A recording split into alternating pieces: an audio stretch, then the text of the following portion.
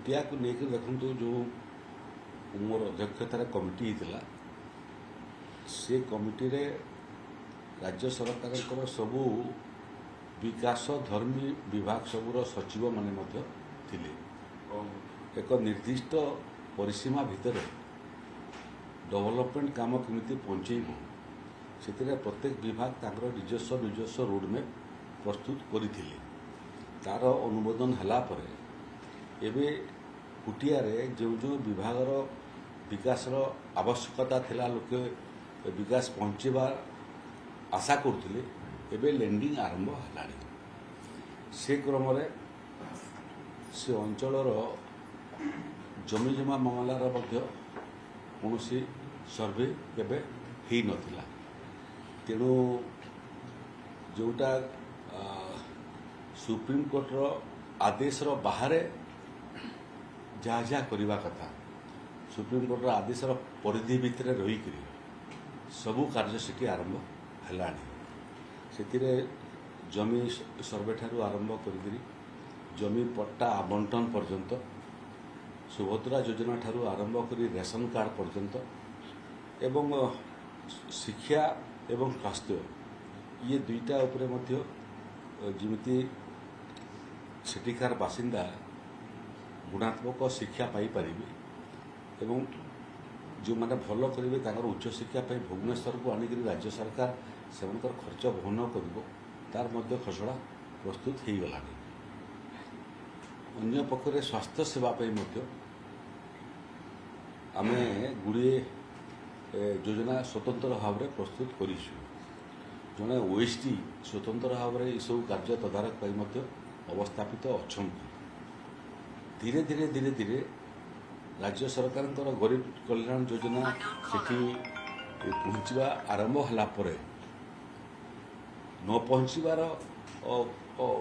जोगु आंध्र प्रदेश जो फायदा उठाऊला एवं लोकों को से बाबद प्रभावित करने प्रलोभित करने चेष्टा करता एबे वस्तुत बंद हो जाए।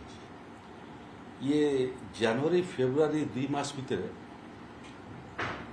दुई थर आंध्र प्रदेश अधिकारी माने मध्य तांकर योजना नहीं लिफलेट नहीं साहित्य नहीं आसी लोक मानकर फॉर्म फिलअप करने किंतु लोक माने एवं प्रशासन मिसिक से मानकु ताड़ी पार करदे सीमा बाहर को पठेदेले कहले तुमर आमर आवश्यकता नहीं।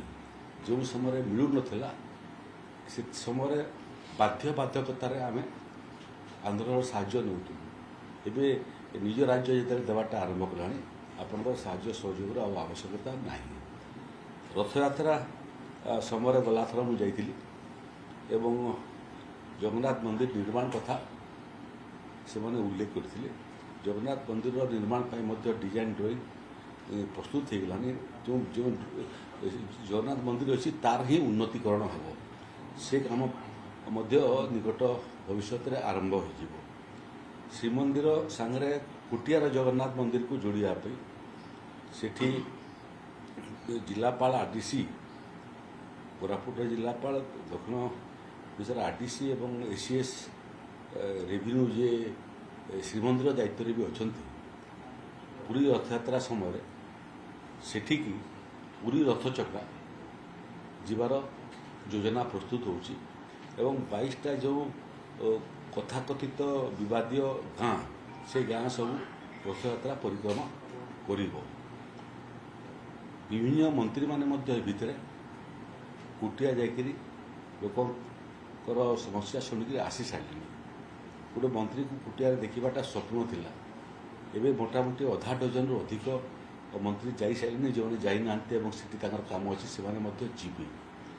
मूल विषय है जे से समस्या समाधान करवाटा गोटे दिग किंतु ताठर आहरी बड़ दिग होची किमती से आम अति निकटतर हो पारिबा निजको से ओडिशार बोलिक अनुभव करई पारिबा। मते लगुच से क्रम ओडिशा सरकार व्यापक सफलता हासिल कर आकु जो योजना अच्छी से योजना कार्यकारी हेले जो शंका आशंका थिला लोकों मन रे किंवा संदेह थिला সেটা সম্পূর্ণ ভাବରେ ଦୂରେଇ ଯିବ। କିନ୍ତୁ ଏବେ ରିପୋର୍ଟ ବାହାରିଛି ନୀତି ଆୟୋଗର ଏବଂ ଆହୁରି ଗୁଡ଼ିଏ ଅର୍ଥନୈତିକ ସଂସ୍ଥାର ଯେଉଁ ରିପୋର୍ଟ ଅନୁସାରେ ବୋଧେ ଭାରତ ବର୍ଷର ଆର୍ଥିକ ଦୃଷ୍ଟିରୁ ସବୁଠୁ ଖରାପ ରାଜ୍ୟ ହେଉଛି ଆନ୍ଧ୍ରପ୍ରଦେଶ।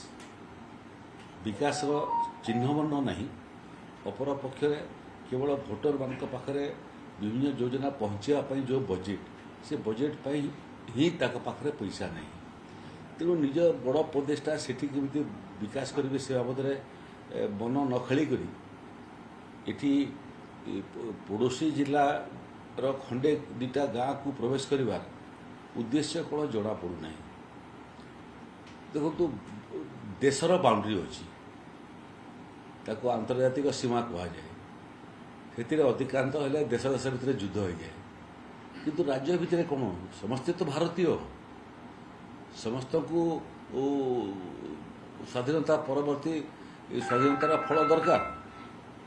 ତେଣୁ ନିଜ ରାଜ୍ୟ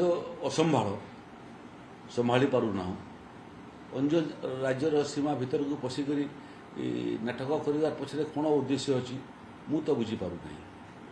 ଏବେ କିନ୍ତୁ ସେମାନେ ହୃଦୟଙ୍ଗମ କଲେଣି ଯେ ଯେମିତି ବିନା ବାଧାରେ ଯେତେବେଳେ ଚାହିଁଲେ ଯେଉଁ କାରଣ ପାଇଁ ଚାହିଁଲେ ପଶି ଆସୁଥିଲେ, ଆଉ ସେଟା ସମ୍ଭବ ନୁହେଁ, ସେଟା ସେମାନେ ଜାଣି ସାରିଲେଣି।